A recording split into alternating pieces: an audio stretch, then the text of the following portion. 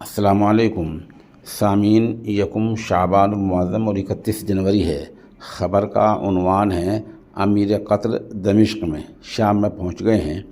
امیر قطر شیخ محمد تمیم شام میں پہنچے ہیں۔ وہاں کے صدر الشرع نے ان کا ایئرپورٹ پہنچ کر خود استقبال کیا ہے۔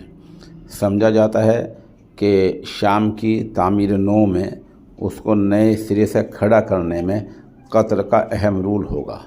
بتایا جا رہا ہے کہ قطر پہلے بھی کافی تعاون اور کافی امداد کر چکا ہے۔ اس سے پہلے سعودیہ بھی ان کو مبارکباد دے چکا ہے۔ اس کا مطلب یہ ہے کہ سعودیہ کا بھی کوئی بڑا آدمی اب وہاں کا دورہ کر سکتا ہے۔ بتا دیں کہ بشار الاسد کے جانے کے بعد اس کے دور کا قانون ختم کر دیا گیا ہے اور سب کچھ نئے سرے سے کیا جا رہا ہے۔ الشرع نے کہا کہ ان کی 2-3 ترجیحات ہیں۔ ایک تو یہ کہ جو تنظیمیں ہیں ان کو اثر نو کھڑا کیا جائے، مالیات، اقتصادیات، اکنومی کو دوبارہ بحال کیا جائے، اور جو ڈھانچہ ٹوٹ گیا ہے اس کو سب کچھ منظم طریقے سے کیا جائے۔ یہ 2-3 ترجیحات ہیں جو وہاں کے موجودہ صدر الشرع کی ہیں۔